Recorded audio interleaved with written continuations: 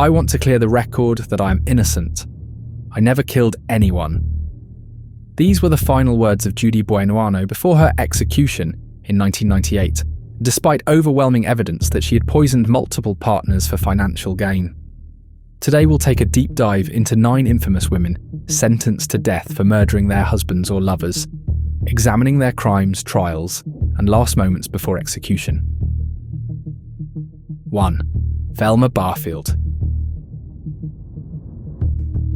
Velma Barfield was a seemingly kind and religious woman, but behind closed doors she was a serial poisoner.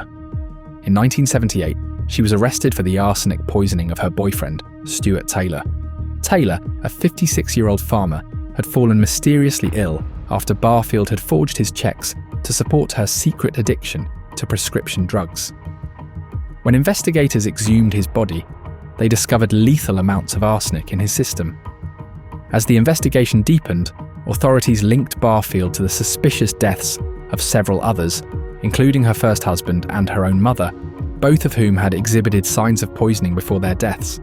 During her trial, Barfield admitted to poisoning Taylor but claimed she had only intended to make him sick, not kill him. The jury, however, was unconvinced, and she was convicted of first-degree murder in 1978 and sentenced to death. While on death row, Barfield underwent a religious transformation, becoming a devout Christian and ministering to other inmates. Her case drew significant attention, with many, including evangelist Billy Graham, pleading for clemency on her behalf. However, her appeals were denied, and her execution date remained set. On November 2, 1984, at the age of 52, Velma Barfield was executed by lethal injection at Central Prison in Raleigh, North Carolina, becoming the first woman executed in the US after the reinstatement of the death penalty in 1976. For her final meal, she requested a bag of cheese doodles and a can of Coca-Cola. In her last words, she expressed sorrow for the pain she had caused and gratitude for those who had supported her, saying, "Oh, I know that everybody has gone through a lot of pain, all the families connected, and I am sorry, and I want to thank everybody who has been supporting me all these 6 years." Barfield poisoned those closest to her, using deception and manipulation to get away with it for years. But the next woman on our list didn't rely on poison. She used cold-blooded calculation, conspiring with her lover to murder her own husband. 2. Brenda Andrew. Brenda Andrew was a Sunday school teacher and suburban mum, but behind closed doors, she was planning the murder of her husband, Robert Andrew. In 2001, Brenda, along with her lover, James Pavat, conspired to kill Robert so they could collect his $800,000 life insurance policy. On November 20th, 2001, Brenda lured Robert to their home under the pretense of picking up their children. As he entered the garage, Pavat shot him in the chest with a shotgun, and Brenda fired the fatal shot to his neck. After the murder, the couple staged a break-in to make it look like a robbery. Suspiciously, instead of mourning, Brenda and Pavat fled to Mexico. They were caught by the FBI in 2002 and brought back to the US to face trial. During her trial, the prosecution painted Brenda as a cold-blooded manipulator who seduced Pavat into helping her kill her husband. The jury took little time in convicting her of first-degree murder in 2004, sentencing her to death. Pavat was also sentenced to death. Brenda Andrew remains on death row in Oklahoma, making her the only woman currently awaiting execution in the state. Since Brenda Andrew has not yet been executed, there is no record of a last meal request or final words. Brenda Andrew used seduction and greed as her weapons, turning a lover into an accomplice. But the next woman on our list was far deadlier. She wasn't content with just killing her husband. She killed anyone who got in her way. 3. Judy Buenoano. Judy Buenoano was a true black widow, a woman who left a trail of dead husbands, lovers, and even her own son in her wake. She poisoned her first husband, James Goodyear, in 1971 with arsenic, making his death appear natural. Years later, she did the same to her boyfriend, Bobby Joe Morris, in 1978. Her most shocking crime came in 1980, when she drowned her disabled son, Michael Goodyear, by pushing him out of a canoe in a Florida river. Michael had become paralyzed due to arsenic poisoning inflicted by his mother over time. Investigators later determined that Judy's motive for these murders was financial. She had taken out life insurance policies on all her victims and cashed in after their deaths. Buenoano's downfall began in 1983 when she attempted to kill her latest fiancé, John Gentry, by planting a car bomb. He survived, and the attempted murder led investigators to uncover her dark history. She was charged with multiple murders, and in 1985, she was sentenced to death for the murder of Michael Goodyear. She spent 13 years on death row, maintaining her innocence and claiming she was framed. However, the evidence, including insurance fraud, witness testimonies, and forensic proof, was overwhelming. On March 30th, 1998, at the age of 54, Judy Buenoano was executed in the electric chair at Florida State Prison, becoming the first woman executed in the state since 1848. For her last meal, she declined a special request and ate the standard prison meal. Her final words were simple and firm. "I want to clear the record that I am innocent. I never killed anyone." Buenoano's reign of terror ended in the electric chair, but the next woman on our list didn't just kill for money. She murdered out of pure revenge, taking the lives of those closest to her. 4. Susan Eubanks. On October 27, 1996, Susan Eubanks committed one of the most horrifying crimes in California's history. After an argument with her boyfriend, she spiraled into a drunken rage and made a chilling decision. She would take revenge not just on him, but on her entire family. That evening, she lined up her 4 sons, Brandon, 14, Austin, 7, Brigham, 6, and Matthew, 4, and shot each of them in the head at point-blank range inside their San Marcos home. After the killings, she attempted to take her own life by shooting herself in the stomach, but survived.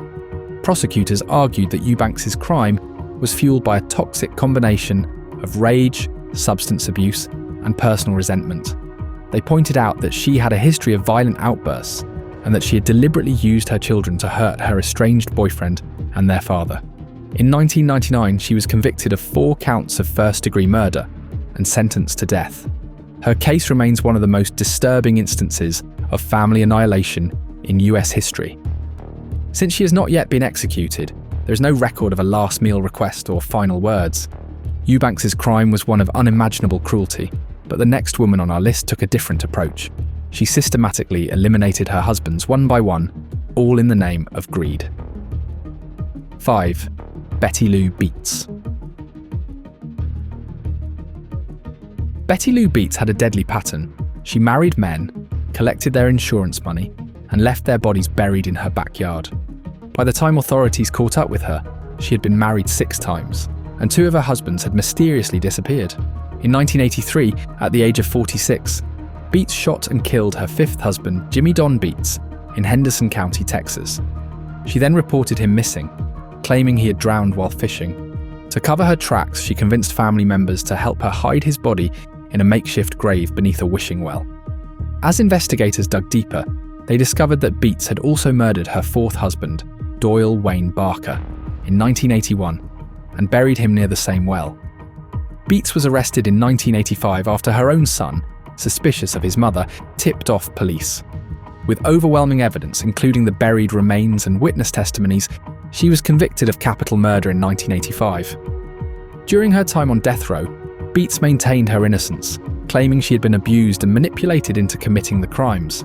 Her case attracted national attention, with activists arguing that she had suffered domestic abuse and that the death penalty was too harsh. Despite multiple appeals, Texas courts upheld her execution. On February 24, 2000, at the age of 62, Betty Lou Beets was executed by lethal injection at the Huntsville unit in Texas. For her last meal, she declined a special request and ate the standard prison meal. In her final moments, she refused to acknowledge her crimes and remained silent, saying only, "I don't want to make a statement." Beets treated marriage like a business, turning husbands into victims for financial gain. But the next woman on our list wasn't driven by money. Her crime was fueled by rage, jealousy, and a twisted sense of possession. 6th, Krista Pike. In 1995, 18-year-old Krista Pike committed one of the most sadistic murders in Tennessee's history. A student at a Job Corps training program in Knoxville, she developed an obsessive relationship with fellow student Tadarrell Shipp. When Pike became jealous of another student, 19-year-old Colleen Slemmer, whom she believed was flirting with Shipp, she decided to eliminate her perceived rival. On January 12, 1995, Pike and Shipp lured Slemmer into an isolated wooded area under the pretense of making peace. Instead, they brutally attacked her for over 30 minutes.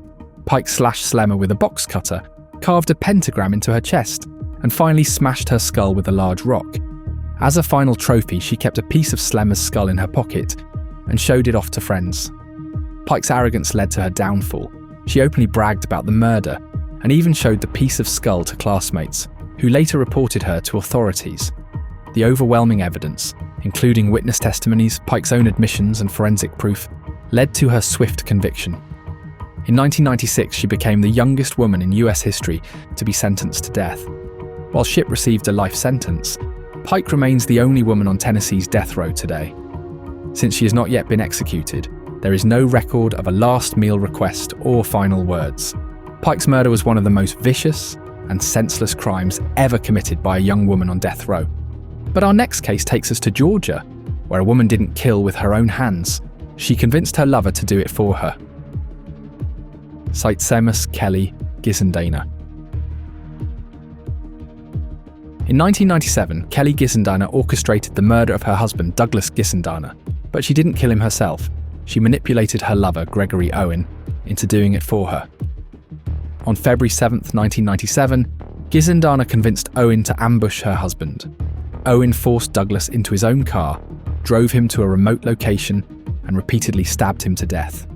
Meanwhile, Kelly stayed home, establishing an alibi. After the murder, she burned evidence and played the grieving widow, even attending Douglas's funeral. However, authorities quickly unraveled the plot when Owen was arrested and confessed, implicating Kelly as the mastermind behind the crime.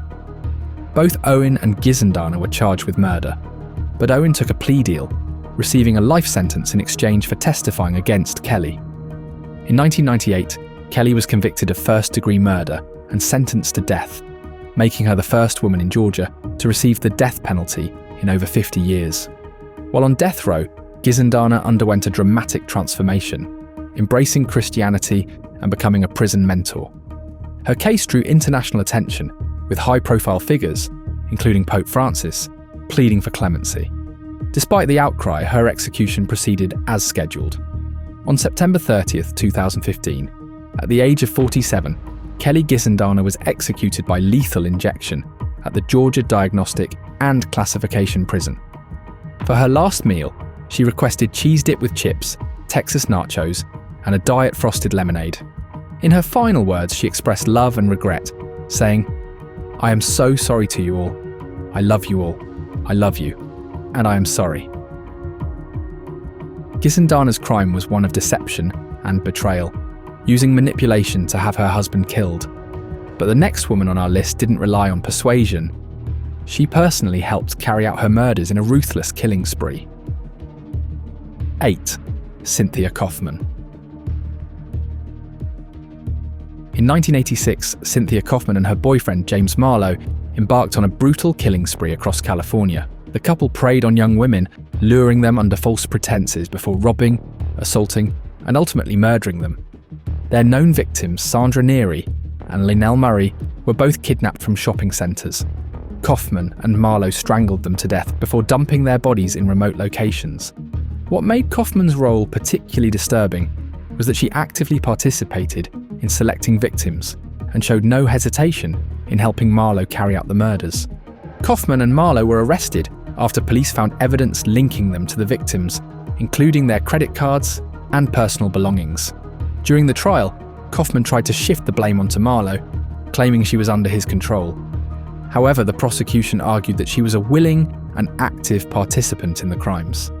In 1989, Kaufman was convicted of first-degree murder and sentenced to death, making her the first woman in California to receive a death sentence since capital punishment was reinstated in the 1970s. Marlowe was also sentenced to death. Kaufman remains on California's death row at the Central California Women's Facility. Since she has not yet been executed, there is no record of a last meal request or final words. Kaufman claimed she was under her lover's influence, but the next woman on our list had no one to blame but herself. She was a self-proclaimed vigilante who believed she had the right to decide who lived and who died. 9. Shauna Ford. On May 30th, 2009, Shauna Ford orchestrated a violent home invasion that resulted in the brutal murders of 29-year-old Raul Flores and his 9-year-old daughter, Brisenia Flores. Ford, a self-proclaimed border vigilante and leader of the anti-immigrant militia group Minutemen American Defense, believed that Raul Flores was involved in drug trafficking. She and 2 accomplices, Jason Bush and Albert Gaxiola, planned to rob the Flores family to fund their operations. Disguised as law enforcement officers, Ford and her group forced their way into the Flores home. They shot Raul multiple times before turning their weapons on Brisenia, who was begging for her life. Her mother, Gina Gonzalez, survived the attack and later testified against Ford, leading to her conviction. Ford was arrested shortly after the murders, and prosecutors presented overwhelming evidence against her, including witness testimonies and records linking her to the planning of the crime. In 2011, she was convicted of 2 counts of first-degree murder and sentenced to death. Her case remains one of the most notorious examples of vigilante extremism leading to deadly violence. Since she has not yet been executed, there is no record of a last meal, request, or final words.